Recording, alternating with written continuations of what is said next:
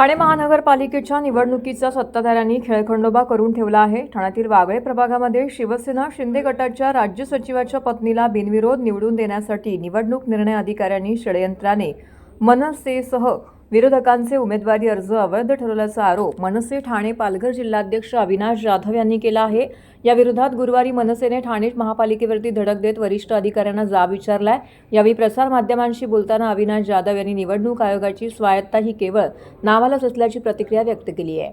ठाणे महानगरपालिकेच्या निवडणुकीसाठी मनसेकडून एकूण 28 उमेदवारांनी अर्ज दाखल केले आहेत। यातील अर्जाची छाननी प्रक्रिया संपन्न झाल्यानंतर वागळे इस्टेट प्रभाग क्रमांक 16, 17 व 18 या प्रभागातील उमेदवारी अर्जाची छाननी निवडणूक निर्णय अधिकारी ऋषाली पाटील यांच्या अधिपत्याखाली करण्यात आली होती। यावेळी निवडणूक निर्णय अधिकारी ऋषाली पाटील यांनी त्यांच्या अधिकाराचा गैरवापर करून सत्ताधारी पक्षातील उमेदवारांचे अर्ज गंभीर त्रुटी असून देखील बाद केले नाहीत। मात्र मनसेसह विरोधी पक्षातील आणि काही अपक्ष उमेदवारांचे अर्ज अवैध ठरवलेत। यात वागळे प्रभाग क्रमांक 18 मध्ये शिवसेना शिंदे गटाचे सचिव संजय मोरे यांच्या पत्नी सुखदा संजय मोरे यांनी सेनेच्या तिकिटावरती उमेदवारी अर्ज दाखल केला असून त्यांच्या विरोधात उभ्या ठाकलेल्या मनसेच्या प्राची घाडगे यांचा अर्ज निवडणूक निर्णय अधिकारी ऋषाली पाटील यांनी रकान्यामध्ये निरंक लिहिले असल्याचा आक्षेप नोंदवून बाद ठरवला आहे।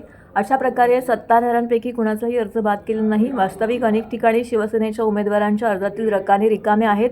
तसेच अनेकांनी निर्धारित वेळेनंतर आवश्यक कागदपत्रे जोडली असल्याचा आरोप मनसेने केला आहे। निवडणूक अधिकाऱ्यांच्या या पक्षपातीपणाचा जाब विचारण्यासाठी गुरुवारी मनसे नेते अविनाश जाधव यांच्या नेतृत्वाखाली सर्व बाधित उमेदवारांनी ठाणे महानगरपालिका मुख्यालयामध्ये धडक दिली होती। काल अनेक ठिकाणी निवडणूक निर्णय अधिकाऱ्यांनी अनेक ठिकाणी पार्सलिटीज केल्या आणि अनेक लोकांचे फॉर्म हे त्याच्यामुळे बाद झाले। खरं तर निवडणूक यंत्रणेचा जो नियम आहे, निवडणुकीचे जे नियम आहेत त्याच्यानुसार फॉर्म भरल्याच्या नंतर दुसरं जी स्क्रुटनी असते, स्क्रुटनी व्हायच्या अर्धा तास आधी ज्या ज्या उमेदवारांनी फॉर्म भरले ते फॉर्म हे बाहेर डिस्प्लेला लावावे लागतात। त्यात लोक ते फॉर्म पाहतात आणि त्याच्यानंतर त्याच्यावर ऑब्जेक्शन घेतात। सगळ्यात पहिली चूक तिथेच झाली की जे फॉर्म बाहेर नियमाने लावले पाहिजे होते ते बाहेर लावले 3:30 वाजता। 3:30 वाजता जे फॉर्म लावले त्या फॉर्ममध्ये अनेक फॉर्ममध्ये शिवसेनेच्या नगरसेवकांच्या फॉर्ममध्ये निरंकच्या जागी कुठल्याही प्रकारचा काहीच भरलं नव्हतं। आणि नियम असा सांगतो, जर एखादी जागा तुम्ही मोकळी ठेवली तर तो फॉर्म बाद होतो आणि तिथे तसं अनेक उमेदवारांचं झालं पण होतं। मग तिथे असलेल्या सर्व लोकांनी त्याच्यावर ऑब्जेक्शन घेतलं, आरडाओरड केली। आरडाओरड केल्याच्या नंतर ती निवडणूक अधिकारी अतिशय वाईटरित्या सगळ्यांची बोलत होती। मग आम्ही आलो, आम्ही बोलल्याच्या नंतर तिने आम्हाला सांगितलं की आमच्याकडनं चुकून हा फॉर्म बाहेर लावायचा राहिला, आम्हाला हा ॲफिडेव्हिट 11च्या आधी आलं होतं। मी म्हटलं जर 11च्या आधी तुमच्याकडे ॲफिडेव्हिट आलं होतं तर 3:30 वाजता जे तुम्ही बाहेर ॲफिडेव्हिट लावलं ते चुकीचं का लावलं? त्याचं त्यांच्याकडे उत्तर नव्हतं आणि अशा अनेक गोष्टी घडल्या। आमचा एक मुलगा आहे, त्याचा फॉर्म हा 11 वाजता फॉर्म सबमिट झाला, फक्त एक दाखला असतो, तो दाखला जमा करायचा होता, तो 11 वाजेपर्यंत जमा करायचा होता। आमची मुलगी 11ला 10 मिनिटं असताना तिथे पोहोचली, परंतु तिथे सगळे नाश्ता करत होते म्हणून ती बसून राहिली, पण ती त्या निवडणूक कार्यालयाच्या प्रिमायसेसमध्ये उपलब्ध होती। मग तिच्या बाबतीमध्ये असा अन्यायकारक निर्णय का घेतला तुम्ही? सो हे सगळं प्लॅनिंग होतं, ठरवून गेलं होतं। सत्ताधारी एकही फॉर्म कुठेही बाद झाला नाही, पण विरोधकांचे फॉर्म बाद झाले, अपक्षांचे फॉर्म बाद झाले। हे सगळं पाहता ही संपूर्ण निवडणूक यंत्रणा ही अतिशय वाईटरित्या चालवली जाते। या संपूर्ण निवडणूक यंत्रणेमध्ये आता हे निवडणूक यंत्रणा म्हणजे कोण?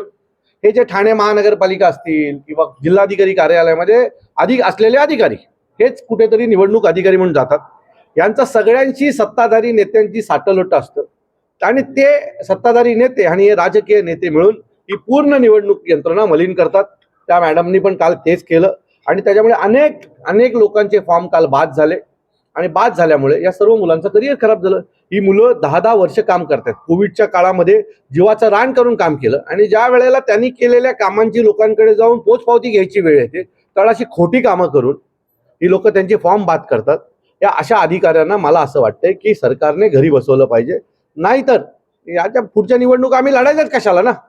आता तुम्ही फॉर्म बाद करताय, उद्या आता काल जो आमचा फॉर्म बाद झाला ते कोणाचं होतं? शिवसेनेचे सचिव संजय मोरे यांच्या बायकोची तिकीट होती। आता त्याच्यासमोर एक अधिकृत फॉर्म होता मनसेचा, युतीचा, बरोबर आहे, तो बाद केला। आता तिथे एक अपक्ष आहे, त्याला आज उद्यामध्ये विकत घेतला जाईल, त्याला विकत घेऊन मग हे नाचायला सुरू करणार, अरे बघा आमचा पहिला उमेदवार बिनविरोध आला। म्हणजे लढायची ताकद नाही, बिनविरोध करायचं, पैशाचा वापर करायचा। आता तो आज उद्यामध्ये त्या जो कोणी उमेदवार आहे त्या समोरचा त्याला विकत घेतला जाईल।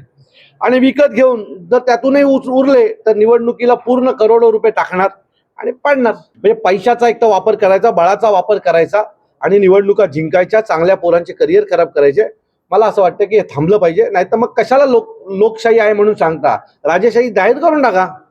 आम्ही राजेशाहीमध्ये जगायला तयार आहोत, पण लोकशाही आहे असं सांगून लोकांची फसवणूक जर तुम्ही करणार असाल तर तो लोकांवर अन्याय करताय असं मला वाटतं. अधिकारी विकलाय ना, त्यांच्या मर्जीतले अधिकारी तिथे आणून बसवलेत प्रत्येक ठिकाणी आरो म्हणून, आणि ज्या ज्या मर्जीतले अनेक अधिकारी आणून बसवलेत ते अधिकारी आता परतफेड करतायत.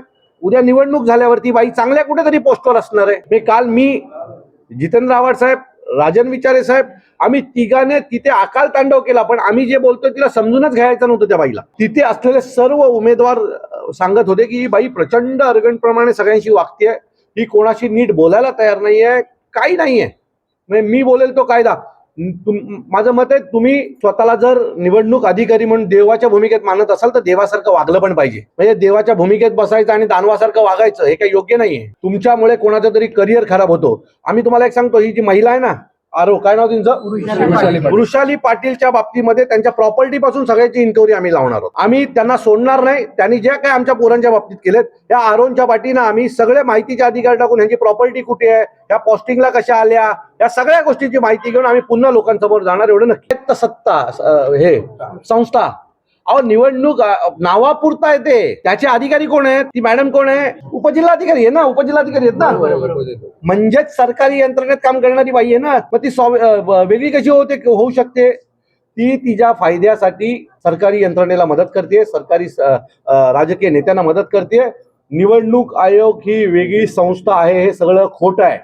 त्याच्यात काम करणारी ही सगळी माणसं ही कुठल्या तरी महानगरपालिकेत उपायुक्त आहेत, उपजिल्हाधिकारी आहेत, हीच लोक आहेत. ती नावापुरतं ते वेगळी संस्था आहे, बाकी काही नाही. बाकी सगळा आतला जो भाग आहे ना, हा रोज जो लोकांमध्ये असणारा जो अधिकारी वर्ग आहे तोच आहे. माहित नाहीये, कारण आता आम्ही प्रचार करायचं की भांडत बसायचं हे आम्हाला कळत नाही. त्यांनी सांगितलंय तुम्ही अर्ज द्या, आम्ही आज संध्याकाळपर्यंत त्याची चौकशी करतो. आमची तर खरी मागणी आहे की तुम्ही ते सीसीटीव्ही फुटेज चेक करा, ती बाई काल आली होती का 11च्या आत, आणि आली असेल तर ती आम्हाला द्या, पेपर दाखवा. मला असं वाटतं की न्यायालयीन प्रक्रिया एक पार्ट आहे या सगळ्याचा, तो आम्ही करूच. पण त्याच्यासोबत मला असं वाटतं की या लोकांनी जर न्याय मिळवून दिला तर आम्हाला त्या प्रक्रियेत जायची गरज लागणार नाही. माझी विनंती आहे निवडणूक आयोगाला, ज्याला आपण खोटं निवडणूक आयोग म्हणू शकतो, की नावापुरतं ते निवडणूक आयोग स्वायत्त संस्था असं आहे. काम करणारे सगळे अधिकारी, इथले उपजिल्हाधिकारी, महापालिकेचे उपायुक्त, महापालिकेचेच कर्मचारी ही लोक असतात. तर विनंती आहे, न्याय द्या. नसेल द्यायचं तर ठीक आहे.